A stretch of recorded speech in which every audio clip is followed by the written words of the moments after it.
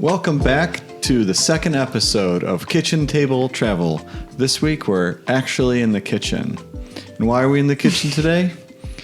Because I wanted to. And because we're talking about what city? Atlanta, Georgia. Hotlanta. I think while we were there in April of this year, it was the hottest or the first earliest 90 degree day or something on record. I don't know if we actually saw 90. Oh, we saw 90. It was 90 degrees. Okay. It was very hot. It was very hot. I would say too hot for spring break. Mm-hmm. Yes. So let's jump right in. BA, where did we stay when we were in Atlanta? We stayed in the Edgewood neighborhood. What was the other neighborhood that was like right up against it? Candler Park. Yeah, cute little neighborhood, kind of historic, but with quite a few like really modern new builds. It felt very much like its own little small town, but we were in the city, just to the like kind of southeast of downtown. Yeah, we weren't far from downtown. It didn't feel like we were very far from many of the things that we wanted to see. No, not at all. Yeah, Edgewood feels like a neighborhood that's definitely going through some changes in the last few decades. Mm-hmm. In particular, my cousin, Eric, is a developer in the area and has been working on some really cool projects that we got to visit, including his little cottages. Should we plug his website? I mean, I might put it on the screen right now. Yeah. But he's had some really cool, interesting, like neighborhood projects that were, fit really well with the neighborhood. We saw a lot of that kind of investment throughout the neighborhood. People were really asking questions about what Edgewood should and could be. And I thought that was really interesting to see some of the, there's things I was inspired by, coming back to Grand Rapids and thinking like, oh man, like we could be doing things like this, One thing that I really liked in both of those neighborhoods, most of the houses had a particular sign that says like Candler Park that was like on the front of their house. I don't know if that's like a historic designation or something, but like it definitely, made it feel more like a neighborhood and like a common identity. Like, yeah, we knew where we were. Right. Yeah. Easy to remember. Little neighborhood branding goes a long way. Yeah. Yeah, that was fun. One of the best things about the Edgewood neighborhood and the Candler Park neighborhood as well is the proximity to the Beltline. Mm-hmm. How would you explain the Beltline? So I'm not sure if it totally connects, but almost all the way around the city, there are pedestrian walkways, and you can have your scooter and your bike and all of that. Multi-use pedestrian. And like all along that are restaurants and bars and shops, and you can drive there if you want to. Like there are some areas to park, but mostly people are walking up to these businesses, and like perfect for us with how old is she now? 20 months. Yeah. So like 20-month-old kid who just wants to run around, and like we just really wanted to eat outside. So we spent most nights on the Beltline, but in different parts of the city, eating outside and running around. Yeah. One of my favorite places, probably my favorite place that we ate was Muchacho. Which is like right off of the Beltline. It's a hipster Mexican taco place, but the casual atmosphere, it's really wide open. Mm-hmm. It's great for kids, and I would absolutely go back. Yeah. Yeah. Some good food. Yeah. The only thing that was a little bit hard was that there aren't lanes like for the bikes or anything. So, our daughter obviously wanted to like run all over the sidewalk, and like it can be dangerous because people are moving pretty quick. Yeah, but it was nice too that there were some like green areas kind of off to the side sometimes with just chairs, like extra space to run around. And so she found a couple little spots like that, and we made some friends with other kids. Yeah. Yeah, the Beltline connects a number of different places. We'll get to those in a little bit. Some of the cool specific places that we went to, but we obviously, wanted to see what downtown Atlanta was like. I'm always interested to see like what the urban core of a city is like. Yeah. Atlanta also happens to be the state capital of Georgia, and I think both of us have probably the same opinion of our experience in the state capital, which I should qualify. We visit a lot of state capitals. Yes. It was underwhelming and also overwhelming because Tommy was in the middle of a total meltdown. Yeah. But just like there is a dome, but there's nothing painted on the inside of it. So you're just like, wow, that's really tall. But in most state capitals, there's like some kind of scene up there or stars or like that you're looking at the painting up top. So that was kind of weird. And then also they had some construction going on, but like the layout felt really weird and it was very congested and there was a lot of like school groups in there and it was confusing. It was confusing. There were like people wearing medals, some kind of award ceremony. To be fair, like it was in session. Yeah. So, like, and I think it was that. probably like 10 a.m. maybe. So like peak timing for all of that to be happening. But I've definitely seen more impressive state capitals. Beyond just being like impressive or not impressive or Tommy's meltdown, I gotta say it was such a stark. Like again, we visited a lot of state capitals. I always make a point of visiting it. I love some civic architecture. Let's take Michigan's capital. You walk downtown Lansing, you can walk into the grounds of the Capitol from any side. Atlanta's Capitol, or Georgia's Capitol building, was like, it felt guarded. There's like large, like 12-foot black, wrought fence around the entire thing. There was like one very, very small and secure entrance. It just felt like the state capitol, like, didn't want to be in downtown Atlanta. Yeah, I didn't know if that was like in response to something that had happened, if there had been protests or like security threats, but it did feel very locked down. And we also had to show ID, which was weird. Yeah. Like in addition to passing through the metal detectors and all of that, which like I would expect, but I think they scanned our IDs. Yeah, I mean, compare that to like Utah or like when we went to Sacramento in California. I mean, I get like some level of security, but this felt strange to me. It felt like they didn't want us to be there. When we were in Madison, we just walked right in. Right. And like all the doors were open. It was farmer's market Saturday. Yeah.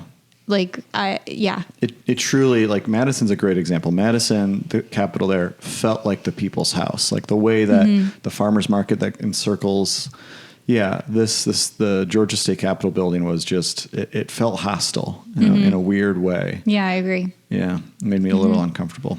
Would not recommend it, especially with a kid.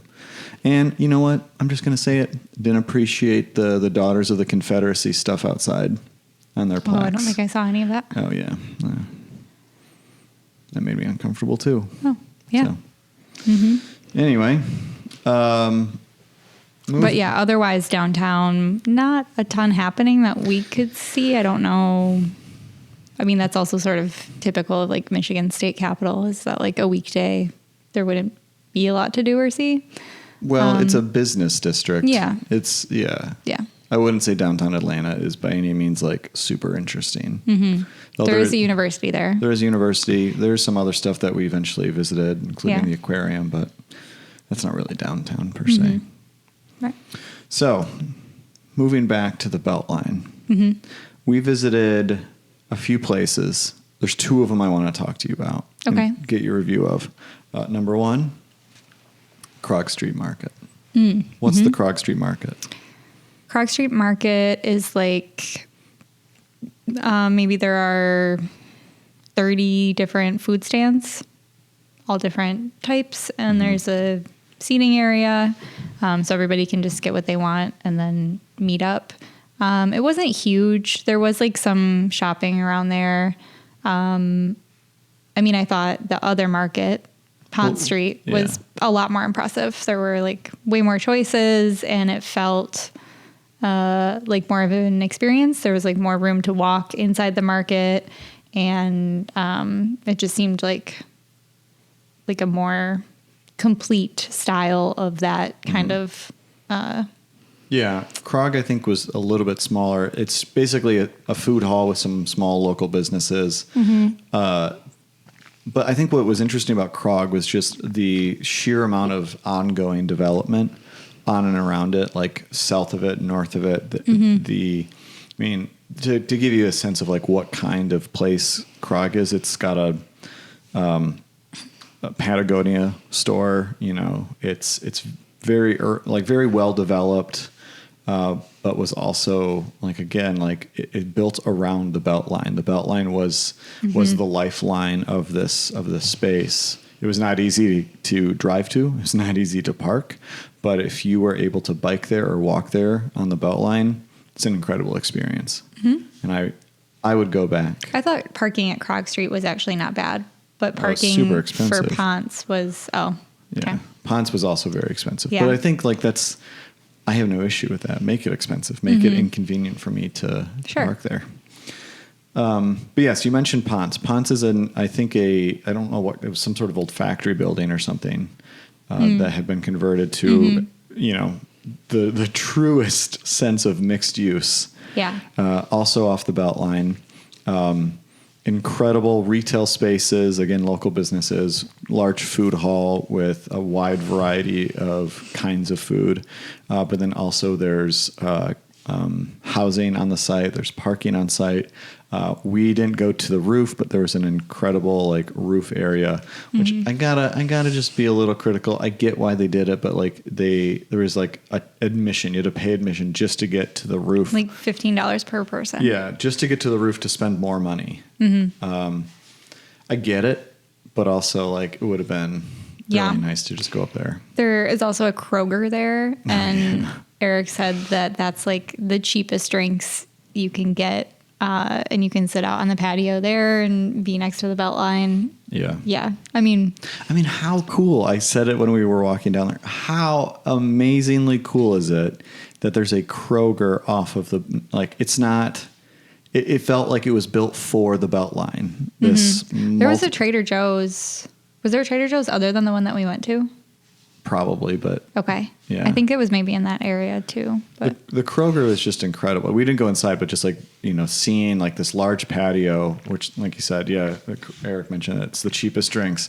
And you can just sit on the patio at a Kroger and you can get your groceries. We saw people like biking with their groceries, walking with groceries, like unreal. Like it's sort of, this part of this utopian urbanist future vision where like people are taking their cargo bikes. Oh my God, we even talk about so many cargo bikes. The cargo bikes. There's so many cargo. Yeah. Can I blow my nose?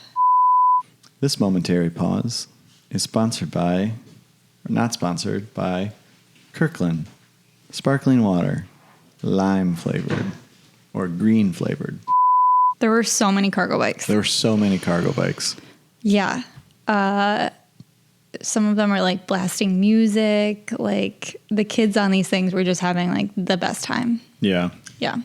I'm so happy we had purchased our cargo bike before we had gone there, because otherwise I would have been so like, we need to get a cargo bike. Thankfully we have one and I can't wait to use it. But even then, like having a cargo bike in Grand Rapids, I'm like, boy, it would be really great to have like a Beltline, like something like that. Extremely bikeable city. We saw them everywhere. So much infrastructure. And there was a lot of traffic. So having a bike would be good to absolutely avoid some of that. Yeah.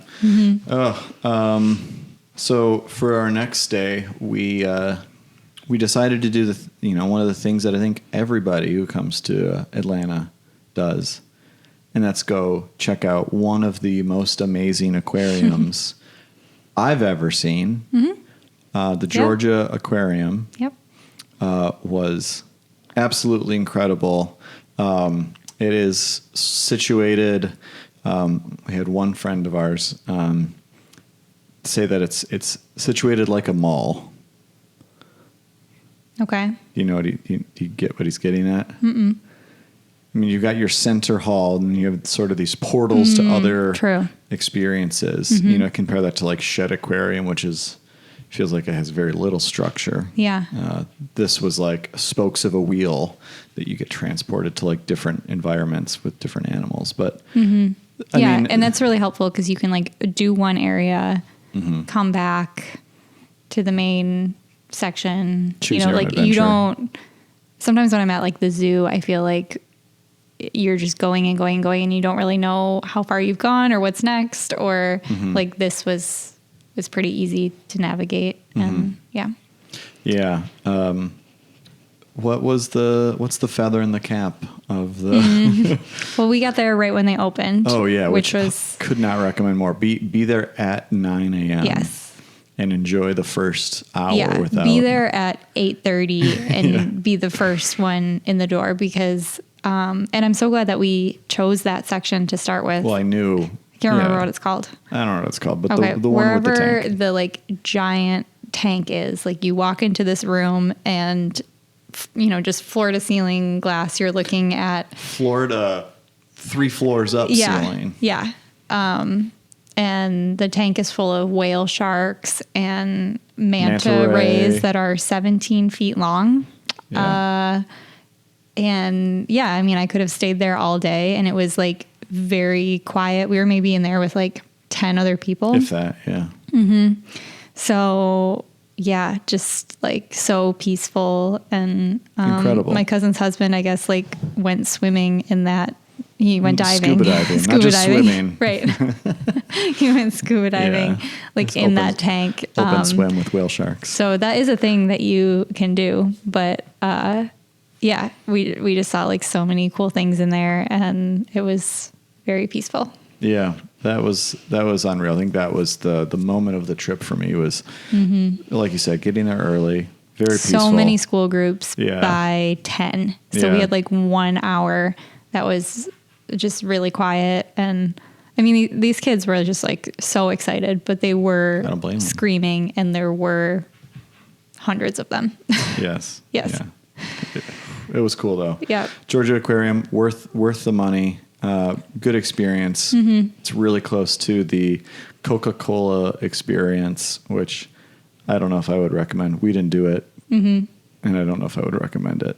Can we back up to the aquarium? Yeah, of course. I think it was $60 per person. Yeah, which is a little bit like eye-watering when you look at it. But and then there are things that you can buy, but we didn't, and there wasn't anything in there that I wish we had like paid extra to see or do. And like I know at some aquariums you pay to like pet the stingrays and stuff. Like all of that was free. Yeah, the dolphin show was free as well. Yeah. We didn't do the dolphin show, but if we had, So yeah, definitely worth the money. No add-ons required. Parking was like another $25, I think, in addition to that. So it's an expensive day, but but a day that I think you won't forget. No, it's really cool. Yeah. Yeah. Now compare the Georgia Aquarium to another major attraction, or especially animal attraction, the Zoo, Atlanta. Mid. Go off. I mean, we're members at the Grand Rapids Zoo and we go there a lot. I think the Grand Rapids Zoo is better. Well, hold on a second. I mean, the Grand Rapids, Zoo Atlanta has more impressive animals. Like, John Ball Zoo does not have elephants, rhinos, giraffes, So like the quality, not quality, but all animals are great, whatever. Like the kinds of animals were far more impressive. The facilities. Yeah. I just think the rest of the zoo at Zoo Atlanta was just like meh. Terrible navigation. Yeah. There were wayfinding was awful. Loops that didn't connect to other things, and it just didn't make a ton of sense. Yeah. Not that it was bad. I'm not saying it was a bad zoo. Yeah. Just especially compared to the experience at the aquarium and how premier that was. The zoo was just sort of it was fine. Yeah. I don't know if I'd go back. Meh. What was your favorite animal at the zoo though? We saw a Komodo dragon that was cool. was bigger than this table. Yeah. Like, yeah, that was pretty absurd. You seemed a little, you hadn't seen a I don't know, dragon. I hadn't seen one in a long time, I guess. And I was just picturing like a smaller lizard. And then I like turned and I was like, oh my God. Like, it's a big lizard. Yeah, the thing is very scary. Yeah. The elephants were actually really cool. Mm-hmm. That was fun. And they kind of came like dancing out. That was like cute to see. Mm-hmm. They had a lot of monkeys, and I love monkeys. I know you love your monkeys. So, yeah. I felt like there were like multiple gorilla areas and like, all different kinds of apes. Mm-hmm. So that's cool. That was a good one. Mm-hmm. Agreed. Okay. We also went to some restaurants. I talked about Muchacho earlier. Big Softy was a cool, interesting ice cream place. Any comment on Big Softy? It was good. Basically, the concept of this place is it's ice cream, and then all the toppings are like homemade. I think they have a bakery in town. Was it Little Tart? Little Tart was there. Yeah. It's the same owner. So, kind of bougie ice cream place. Yeah, it was good. Favorite meal was at Barcelona. Yes. Barcelona was great. Yes. That's near the Krog City Market. No, it wasn't. You want to bet? Yeah, I do. How much you want to bet? And what does near mean? It was within walking distance of Krog. Maybe. It was. Okay, we'll look at it. But like that whole area around Krog Market or Barcelona might be the same place was incredible. Yeah, we didn't get to eat at Del Mar. No, but that was in the running, awesome. And people say really good things about that. Yeah. At any rate, we also traveled with the 20-month-old, and I think this was the last time we're going to be traveling with our daughter before she has her own seat. What are your reflections on traveling with a 20-month-old? Well, it's an 1.5-hour flight from Grand Rapids direct. Mm-hmm. So that was great. She did okay, but it will be nice for her to have her own space. And the last time we flew with her, she was sick, and I think it was hurting her ears a lot. Mm-hmm. So this time was definitely better. Atlanta Airport was fine. The Atlanta Airport gets a lot of rave reviews for its layout and its ease of access. Yeah, I didn't mind it at all. I thought it was good. I'd go back to Atlanta. Mm-hmm. Definitely. In general, I think Atlanta was like easy to get around. Yep. It seemed nice. It was really interesting. Mm-hmm. One thing that I did kind of notice about it was that it felt, and maybe it was just where we were hanging out, but it felt very like polished and professional. And I wonder if there's like more of a artsy kind of scene that we were missing out on, or like, for such a big city, you would think it didn't feel very alternative. It felt. You don't think Edgewood felt alternative? Not really. It felt like college town-y, like where the professors live. Yeah. I'm talking about like where the college professors live. Yeah. What are you talking about? Like an Ann Arbor kind of place. Like it feels. No one considers Ann Arbor to be alternative. Yeah, of course they do. They do. I know, but like, I don't think I saw any like there wasn't a lot of live music or like. Were you looking for live music? Or I'm wondering. Okay. I'm wondering if we missed out on any cool kind of artsy scene, because I didn't get that vibe. We also were back at the Airbnb by like 8 o'clock. So. Like, what are you talking about? Also, we spent like 4 nights there in one part of the city. Yes, totally. And so, yeah, I guess like if you have any suggestions on things that we missed out on, because I'm sure we did, drop them in the comments, like and subscribe while you're there. And yeah, what else should we do in Atlanta? Because I think we've decided that we will definitely go back. Yeah. Yeah. I would love to find other things to do in Atlanta for sure. Yeah. Like the Botanical Gardens. Oh, yeah. We got to go there next We time. get to do that. Yeah. Or the Jimmy Carter Presidential Library and Center. Yeah, that would be cool. Yeah, we only parked there, which the parking experience was pretty okay. Mm-hmm. Yeah. Yeah. Apparently there's like a kids museum too that a few people recommended to us, but we didn't have time for. So. Mm-hmm. Wow. Well, this has been Kitchen Table Travels. Mm-hmm. I'm Ryan. That's BA, or that's Beth Ann, Elizabeth, whatever you want to call Woman yourself. Of many names. Yes. Yes. And we have anything else in closing? I think we covered it all. Awesome. I think we covered all of Atlanta. No, I'm not going to try to do it. Thank you very much for sticking around to the end. And like my wife said, like and subscribe. That's Kitchen Table Travels. Bye. Bye.